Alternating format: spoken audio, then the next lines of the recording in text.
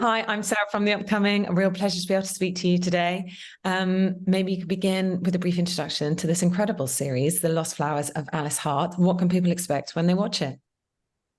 Gosh, it is an absolutely epic tale.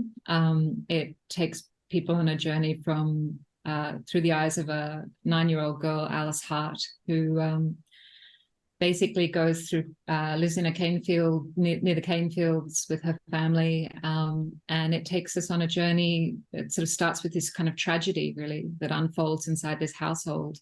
And then it's really about how that fire, how the things that have happened inside that house kind of reverberate across her life, from growing up traumatized by what's really happened to her, kind of fleeing into the desert when she's an adult, from the same secrets and lies that kind of emerged in the very beginning of the story.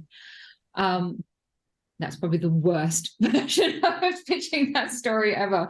But yeah, it's an extraordinary story, and it's, even though it's a story of, it's about domestic violence, it's about trauma and intergenerational trauma, it's also really a story of women and resilience and of hope and of how we kind of get through all of that.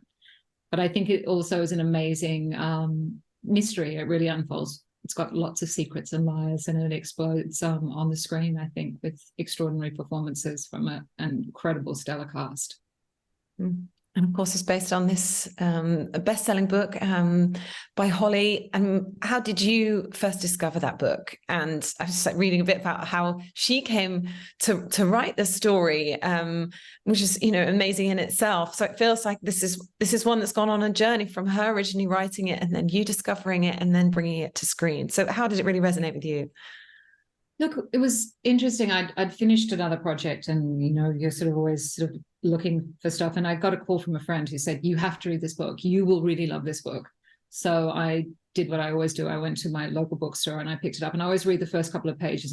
And really, if something doesn't grab me, the voice of a character or the voice of a writer doesn't grab me, then I'm not going to kind of go for it. So I stood there and I read about this 9-year-old girl, Alice Hart, sitting in this weatherboard cottage, looking at her father and dreaming of ways to set him on fire, because if she set him on fire, then maybe the worst of him would sort of go up in flames, and what would be left behind in the dust would be, something that could reemerge like a phoenix, like the best of him could emerge, like this thing. So she wouldn't have to worry about taking care of her mother and this unborn child. And then I kept reading and reading, and within 10 pages, this horrific fire kind of erupts in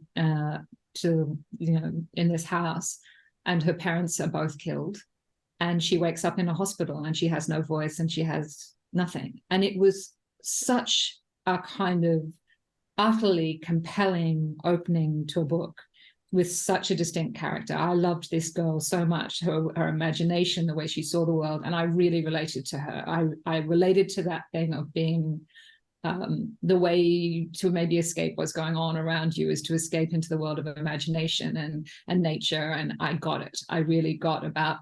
I also got that sort of sense of, when you're a child and your imagination is so powerful that if you dream about setting someone on fire, that you actually believe that it's all your fault, that you did it.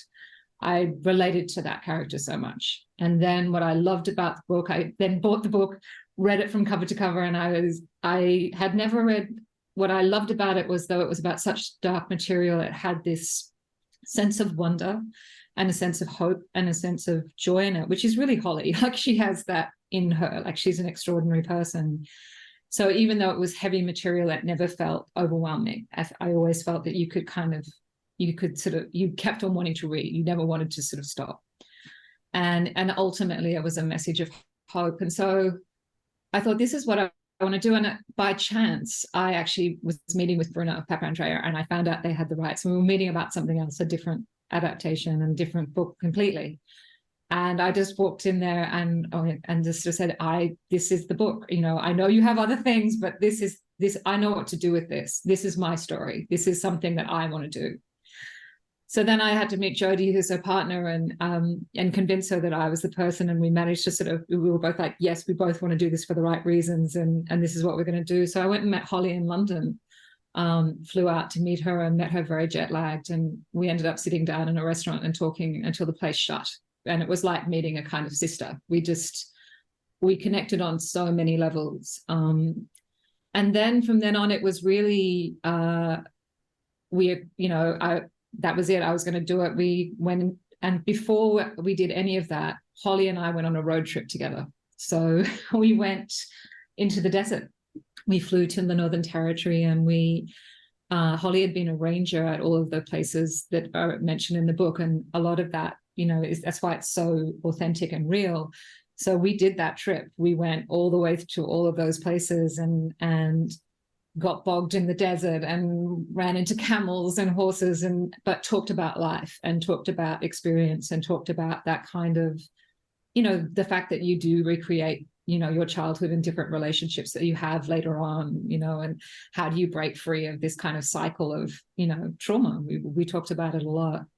So then out of that, I think there was a real trust between us. There was a trust, and that we knew each other very well. And so when we went into the writer's room, she came for a couple of days, and she talked to our team. I had two other writers, Kim Wilson and Kirsty Fisher, and we basically bonded for 2 days. There was a lot of crying and a lot of talking, a lot of laughter. And then Holly just handed it over and knew that we would try and take care of that book and that story and Alice's journey, and bring it to the screen in the most authentic way we could. And you've got this absolutely incredible cast, this because obviously, the time span and the different generations, this amazing cast of women. And you've kind of paired sort of newcomers to the screen with, veterans like Sigourney Weaver. How did you decide who were going to play each of these roles, and how did you work with them? Look, I think it was actually a joy to cast. Lots of shows are hard, but this one was amazing because we had so many extraordinary roles for women, firstly. And that was something really, such a treat to be able to kind of, go out into the world with really complex female characters and some really great male characters as well. So the biggest thing for us was June, to find June, and then Alice. And so June, there were only there were about 3 people on that list, but Sigourney Weaver was somebody always at the top of my list, and she was always in the back of my mind. There was something about the way her physicality, her strengths, her kind of, that she would be a woman that would fight for other women, properly kind of, the gravitas that we really needed for her, and an earthed person that you could believe could do all of these things. She was always number one. So after we'd written the first 2, we went out to her, we sent it to her, and it was terrifying, absolutely terrifying. But when she read it, she responded, and we had this extraordinary meeting online, Bruna, Papandrea, Jodie, Madison, Glendon, myself. And she came to that meeting with such an openness, and it had really resonated with her, and she really cared passionately about it. And suddenly it was like, she's going to do this, she's going to come on board. And as soon as we had Sigourney, then everything sort of fell into place. We knew that we needed extraordinary actors to match her. So we went very far and wide to find Alice.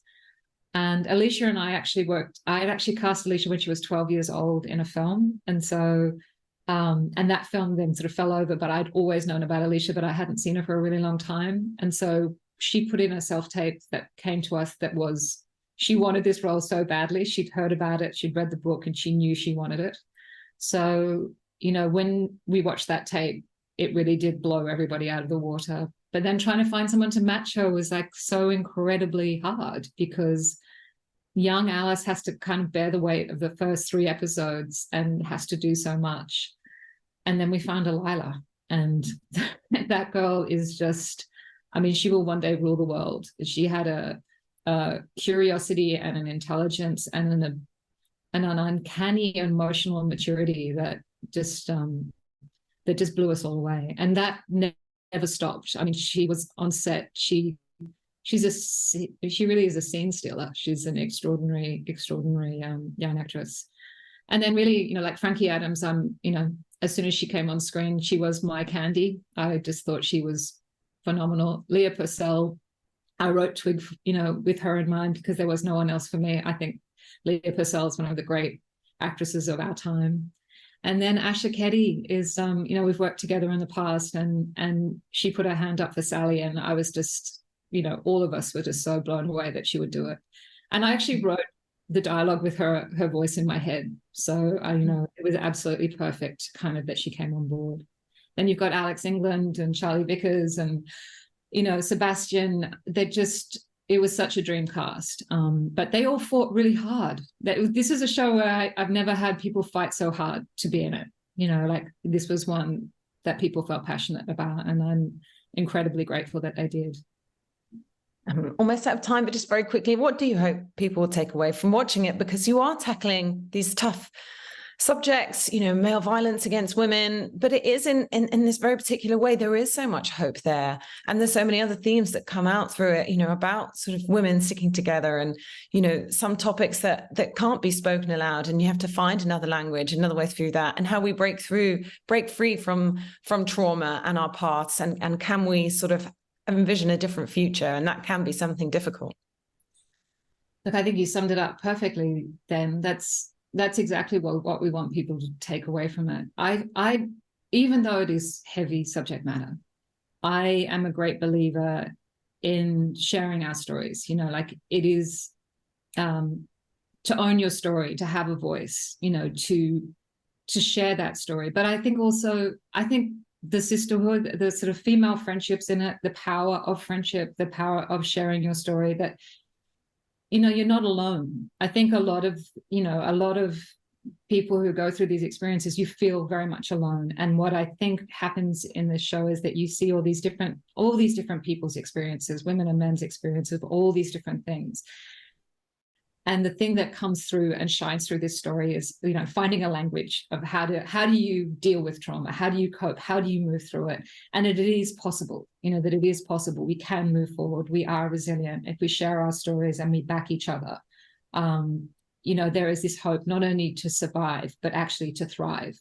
And I think, you know, that really is what we want people to come away with, is to enjoy this kind of story, which has lots of secrets and lies and mystery, but ultimately that this is a story of empowerment, you know. And we do have to change the world. Like, I honestly do believe, you know, it's only in kind of telling the truth, owning your story, but also not letting other people tell your story.